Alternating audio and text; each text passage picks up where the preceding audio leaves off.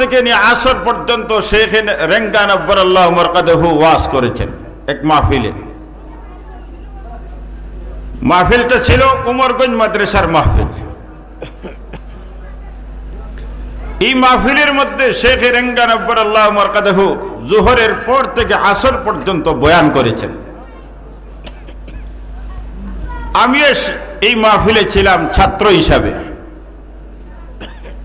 আসরের নামাজের পরে মাহফিল থেকে হাঁটিয়ে বাড়ির পথে যখন রওনা দিলাম, তখন ওই বুজুর্গ আর আমরা কয়েকজন একসাথে বাড়ির দিকে রওনা। কিছু দূর যাওয়ার পরে আমাকে জিজ্ঞাসা করলেন, আচ্ছা এই যে জোহর পর থেকে আসর পর্যন্ত যিনি বয়ান করেছেন উনি কে? উনি তো বাড়িতে থাকে, এই জন্য কে কত বড় আলিম কোথায় আছে না আছে ওনার জানা নাই। আমাকে জিজ্ঞাসা করলেন, আজ জোহরের পর থেকে যিনি বয়ান করেছেন উনি কে? তখন আমি তো হযরতকে চিনি নাই, কিন্তু নাম শুনেছি যে রেঙ্গা মাদ্রাসার মুহাদ্দিস সাহেব। আমি জবাব দিলাম, নাম তো আমার জানা নাই, তবে শুনেছি উনি রেঙ্গা মাদ্রাসার শেখুল হাদিস।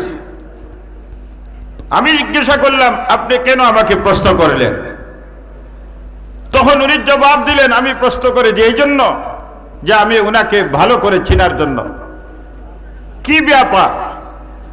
তখন উনি বললেন যে উনি যখন জোহরের পরে মঞ্চে উঠছেন, ওয়াজ শুরু করবেন,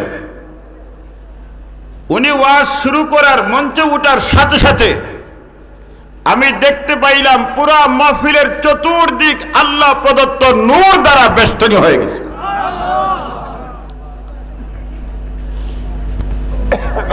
মাহফিলের চতুর্দিক আল্লাহ প্রদত্ত নূরের মাধ্যমে বেষ্টনী দিয়েছিল। আল্লাহর বান্দা যতক্ষণ আলোচনা করেছেন, দোয়া পর্যন্ত এই বেষ্টনীটা ছিল।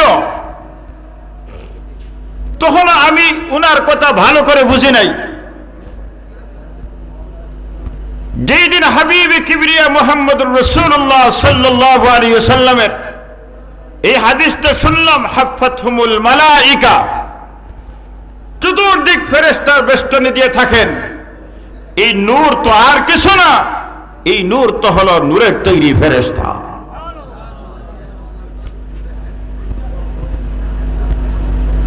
এরকম মাহফিল হলো জান্নাতের বাগান।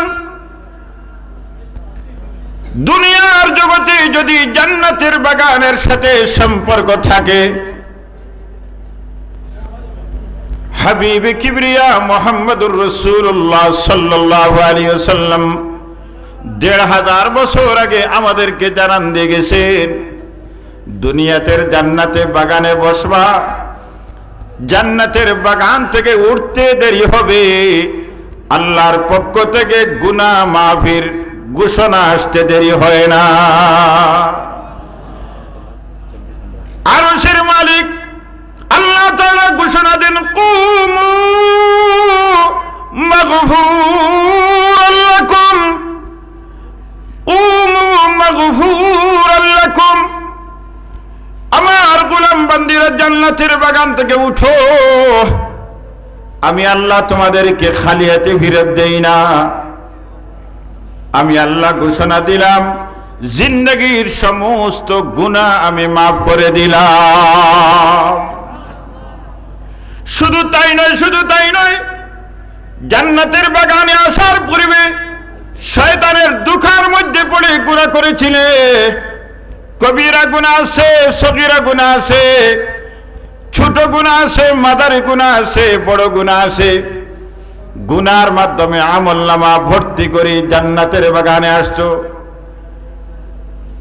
আমি আল্লাহ শুধুমাত্র মাফ করে শেষ করি নাই, কাদ বাদদালতু সাইয়্যাতিকুম হাসানাত। শুধু আমি মাফ করে শেষ করি না, তোরা আমলনামায় যত গুনাহ আছে ওই সকল গুনাহগুলি আমি পরিবর্তন করে দেই নেকির মাধ্যমে। এই মাহফিল হলো আজকের মাহফিল।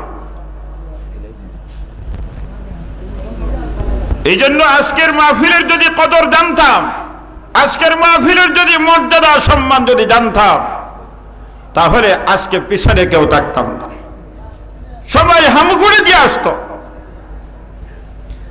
আরে এই মঞ্চ তো সেই মঞ্চ, আমাদের মতো মানুষ এই মঞ্চে বসে কথা বলার সুযোগ ছিল না।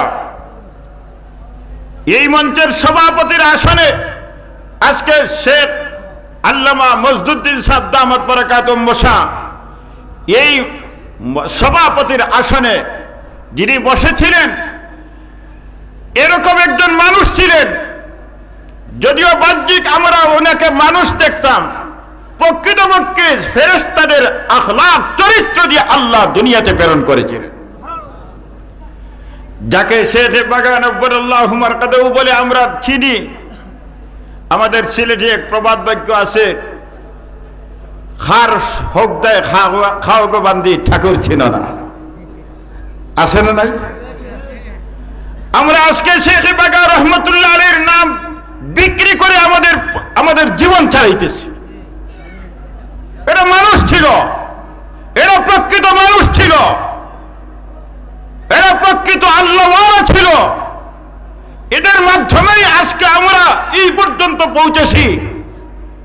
এক ব্যক্তির মাধ্যমে গোটা দুনিয়াতে বাগার পরিচয় হয়ে যায়। আপনি যদি সিলেট যান, জিজ্ঞাসা যদি কেউ করে আপনার বাড়ি কোথায়, বাগায়, বাগার সাহেবের বাড়ির পাশে। এত দাম কেন হইল? আল্লাহু আকবার। এই দামি মানুষগুলির কাছে যারাই আসছে তারা দামি হয়েছে। এই মঞ্চে শেখ কাতিয়া রহমতুল্লাহ আলাইহি কুতুব বাঙ্গাল, এই মঞ্চে আলোচনা করেছেন শেখুল হাদিস আল্লামা নুরউদ্দিন গহরপুরি রহমতুল্লাহ আলাইহি, এই মঞ্চে আলোচনা করেছেন ইমাম মাদানী শেখ কৌড়িয়া রহমতুল্লাহ আলাইহি, এই মঞ্চে আলোচনা করেছেন শেখ বরনবী রহমতুল্লাহ আলাইহি, এই মঞ্চে আলোচনা করেছেন শেখ ফুলবাড়ি রহমতুল্লাহ আলাইহি, এই মঞ্চে আলোচনা করেছেন শেখ মামরাহানি রহমতুল্লাহ আলাইহি, এই মঞ্চে আলোচনা করেছেন শেখুল ইসলাম আল্লামা মুসাহিব বাইয়ুমপুরি রহমতুল্লাহ আলাইহি। এই মঞ্চটা বড় দামি মঞ্চ। কি করব, আমাদের কপাল খারাপ, একে একে সব হারিয়ে ফেলছি, একে একে সব হারিয়ে ফেলছি। আজকে আমরা এতিম হয়েছি, আজকে আমরা এতিম হয়েছি।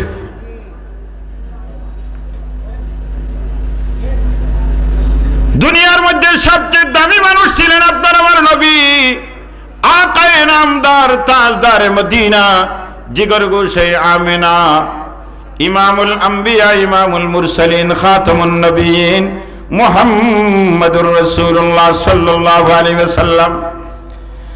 এই দামি মানুষের কাছে যারাই আসছিল সবাই দামি হয়েছে, যারাই সান্নিধ্য গ্রহণ করেছেন সবাই দামি হয়েছেন।